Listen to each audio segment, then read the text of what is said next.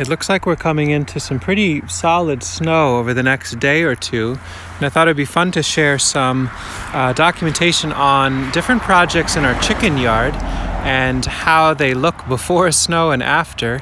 One that I thought I'd focus on in this video would be this very simple 3 cattle panel storage shed for bulk carbon materials. I thought I would explain how that went together and how it's performing. Quick side note would be for anyone that watches the channel frequently and has interest, this is our seed storage bed. The original video was back in November. This is what it looks like now. I just covered a whole bunch more leaves on top as we're getting colder. Should be almost a foot of snow on top of here soon enough. And then these crates would be very, very comfortable for the rest of the winter, no matter how cold it gets. So we just keep adding layer after layer. So here's this structure put up this fall with some cattle panels left over. They were the leftover elements from the initial winter run that we had set up for our chicken composting system. We'll look at this in much greater detail soon enough. And this is 3 cattle panels set up to be a very simple enclosure that we can get to from both sides. It's roughly 7 feet wide by, maybe 12 feet long. And if it was packed to the gills, would hold many bales of hay.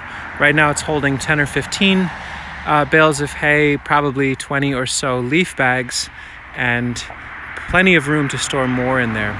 This kind of structure is extremely easy to build. In this case, we've used greenhouse plastic that was left over. I talked in the past about how we accumulate free greenhouse plastic. We build relationships with local farms and either help them take plastic off their high tunnels, or better yet, they've got piles that would otherwise go to the dump and we scoop them up. So the plastic was free for this and should last quite a while.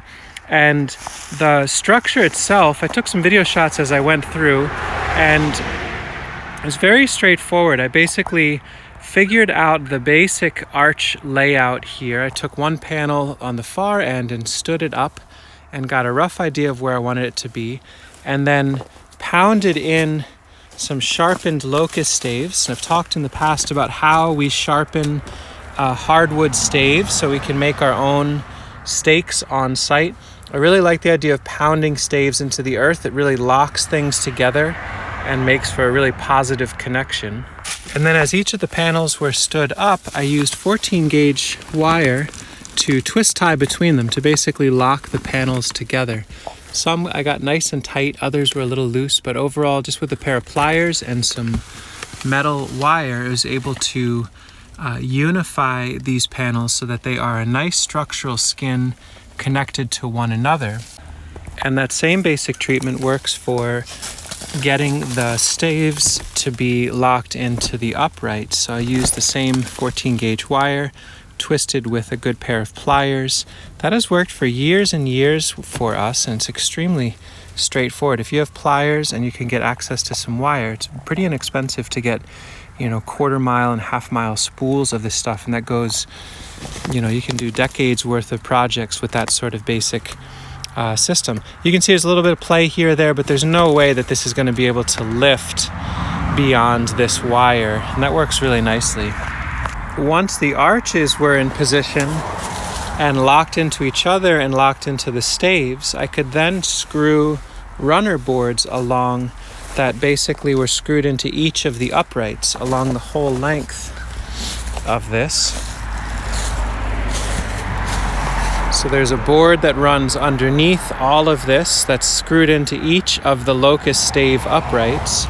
And then once we have the poly stretched over, we can batten in some wood into those runner boards. And so the way this poly is held down is by having a thin piece of wood screwed into a thicker piece of wood behind it.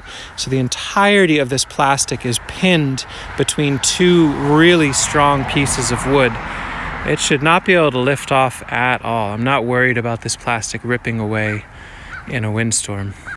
In order to keep the leaf bags dry and the hay bales dry, we laid up a very simple platform underneath of some old logs and old firewood and bricks, and put a pallet on top of that, pallet over here. So now there's airflow underneath The hens can even get under there if they need to. And you can see how many leaf bags are here, and really we could pack them right up to the ceiling, no problem. And as long as they're a little bit inset from the side here, we don't have any issues with snow and rain getting driven in. And if we wanted to, we could put a flap of poly that goes across and hangs down, and then we could store things right up to the very edge. I certainly didn't track it as I built it, but I'm gonna guess that this whole project took about 3 hours in total as one person. Go a little bit faster with two. Sasha plugged in right at the end when we were stretching the poly. It's nice to do that with a second person where one person pulls it taut while the other person screws in the board. But other than that, this could be a pretty straightforward project for one person.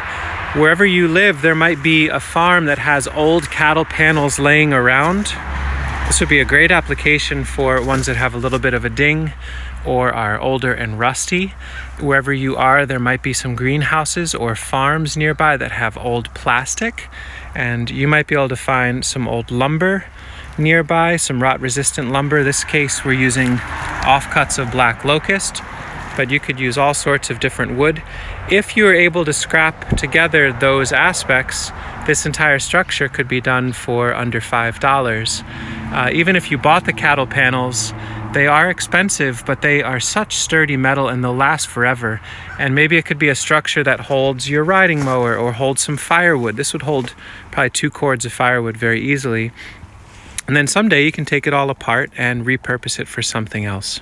Really simple structure, really nice upgrade for us to be able to store hay and leaves and other brown material. This is where Sasha dips in each day to get some material to add into the coop for our deep bedding method. And some of the hens like to lay eggs in there too on a sunny day, so that's a nice little bonus. Let me know if you have any questions about that structure. It's certainly very, very simple and straightforward. It might be a nice project to start first in the pursuit of learning how to build the also very easy but maybe a little bit more complex cattle panel high tunnel, because we have to frame in the end walls there. But a nice open system like that would be a great way to get your feet wet with that basic building system. Let us know if we can be helpful in demystifying that process for you and chat amongst each other too. I'll do a video soon about our winter run and how we've reframed this into being quite a bit more sturdy and easier for us to work with. But I will just give a preview and say, on a nice cold day, I don't think it got anywhere near freezing today. It's been well below freezing all day. It's going to snow pretty hard tomorrow. The hens are able to be in a space where there's steam coming out of the compost, and they have access to all sorts of old milk and things that are heated by compost. But we'll talk about that in greater detail in another video. But yeah, lots of janky looking, but repurposed, scavenged resources, making life better for ourselves and for our hens. It's kind of a nice win-win situation. Thanks for watching.